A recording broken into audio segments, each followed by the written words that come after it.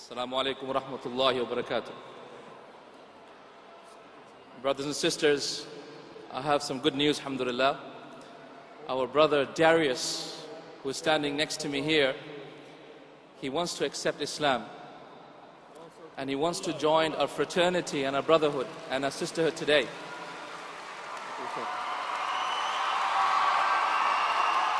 Allahu Akbar! I told him behind the stage that I know you're a little bit anxious, but you're about to give everyone an Iman boost. And I had to explain what Iman boost was. And an Iman boost is, can I hear the Iman boost please? That's an Iman boost. Jazakallah khair. Brother Darius, Islam is built on the Shahada, the testimony of faith, which is to do with testifying that there is no God but Allah subhanahu wa ta'ala, and that Muhammad, the Prophet, is his last and final messenger. May the peace and blessings of Allah be upon him. Do you testify to this? Yes, I do. Okay, I'm going to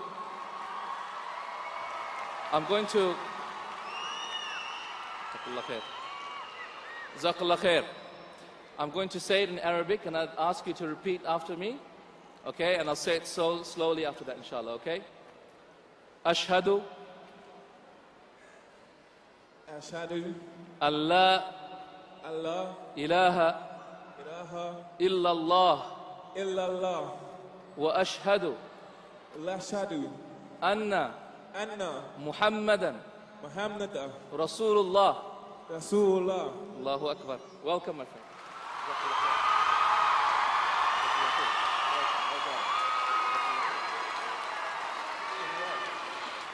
Takbir! MashaAllah.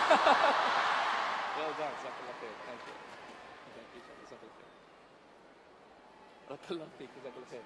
You want to grab a seat there? Thanks, inshallah. Okay, inshallah.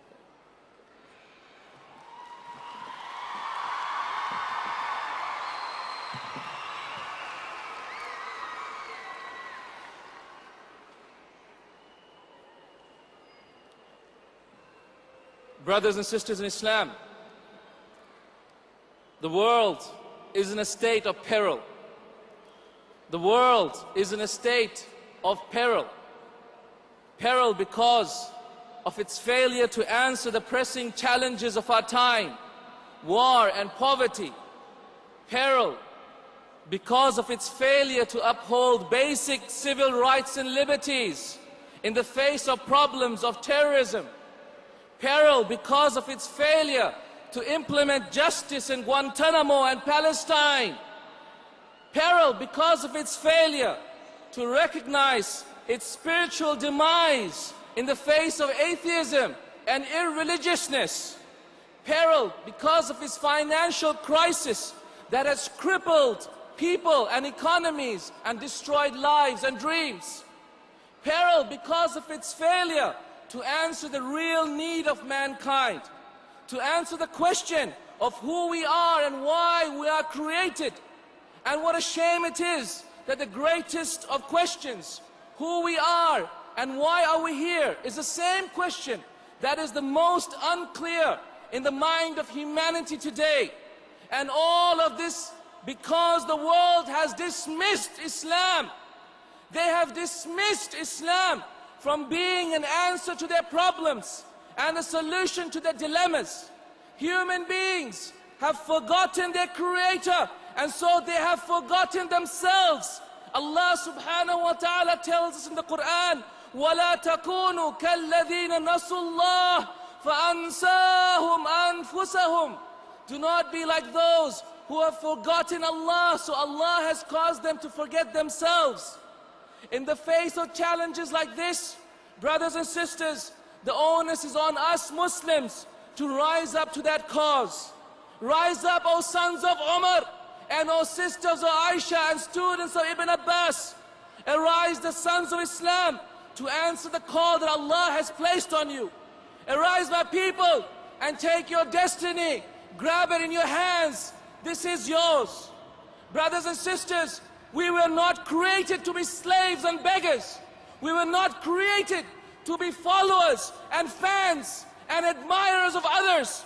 We were created to be leaders and lords.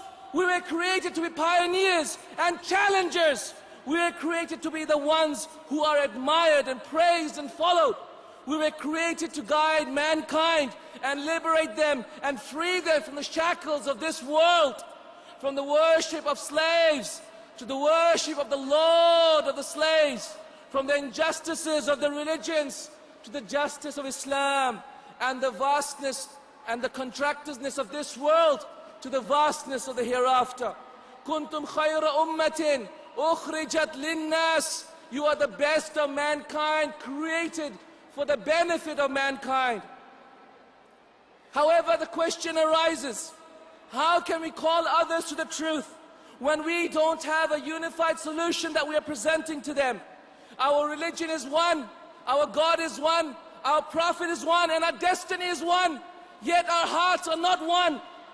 Our situation reminds me of a period in history known as the period of the Three Kingdoms. Have you heard of the history of the Three Kingdoms? It is a part of Chinese history from the year 220 in the Christian era. It is a part of prehistoric China that followed the Han Dynasty, which used to be a period of stability and unity. At that time, there used to be three kingdoms, and it was a time of great disunity. The great country of China was divided into three smaller kingdoms, each of which developed their own laws, their own values, their own customs, and their own way of life. But for 300 years, the three kingdoms fought each other, even though there were periods in that time when China was unified. This quickly used to fall apart. And it is interesting to note that the tension between the three kingdoms created many good things. Beautiful art, strong local communities, romantic heroes, great valor and battles from which they developed stories of Chinese mythology. However, look at the negatives of that time. This period embodied countless battles and loss of life. The citizens of each kingdom made the kingdom more important than the overall China. People lost sight of the bigger picture, the greater vision, the greater identity, the greater potential. They created a mythology around the heroes who did battle against their own fellow Chinese, and they rallied behind them and against their own countrymen. China lost its unity and its power and failed to grow into its true potential. All of this because of disunity. Now take a look at unified China today, the next to all power, and the power balance moving from the west to the east. And all of this because with unity, China is realizing its full potential.